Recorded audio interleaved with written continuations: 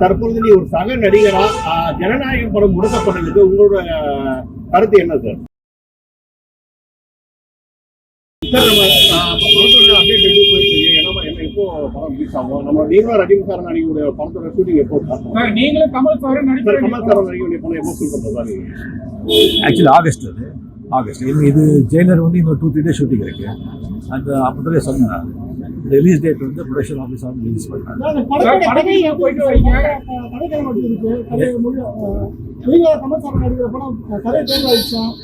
கதை தேர்வாயிடுச்சு.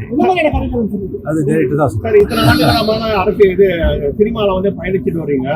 நிறைய நடிகர்கள் நிறைய அரசியல் தலைவர்களாக பார்த்துருக்கீங்க.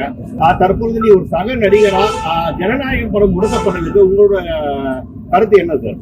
சாரி எனக்கு சொல்லுங்க சார். முக்கியமான கேள்வி, ஒரு மூத்த அரசியல் நடிகராக இருக்கீங்க. இப்போ உள்ள இளைஞர்கள் நடிகர்கள் மேல ரொம்ப இதுபட்டு ஒரு ஆர்வமா போயிட்டு அவங்க ரொம்ப இதா பண்றாங்க.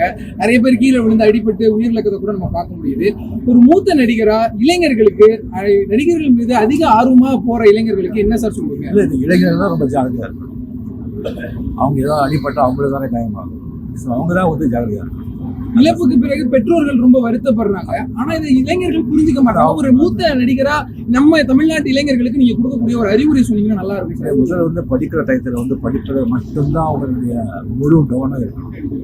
அந்த அந்த டயத்தை விட்டாங்கன்னு சொன்னால் அதுக்கப்புறம் வாழ்க்கையில் வந்து அவங்க ரொம்ப கஷ்டப்பட வேண்டியிருக்கும். அதை மட்டும் அவங்க மைண்டில் வச்சுக்கிட்டு படிப்பில் மட்டும் அவங்க வந்து எவ்வளோ அவங்க சிந்தனை அவங்க எல்லாமே அதில் தான் இருக்கணும். முதல்ல வந்து உடம்பு ஆரோக்கியத்தை பார்த்துக்கணும். இந்த டயத்தில் முதல்ல சொல்கிறது வந்து இளைஞர்களுக்கு தயவு செஞ்சு இந்த குடிப்பழக்கத்தில் கஞ்சா இதெல்லாம் வந்து தயவு செஞ்சு இதில் வந்து நீங்கள் அடிமையாகாதீங்க. அது பண்ண அவங்க வாழ்க்கையே கெட்டு போயிடும். அது நீங்கள் மட்டும் இல்லை, உங்களுக்கு சம்மந்தப்பட்ட தாய் தந்தை குடும்பம் எல்லாரையும் வாழ்க்கையை நீங்கள் நரகமாக்கிட்டு.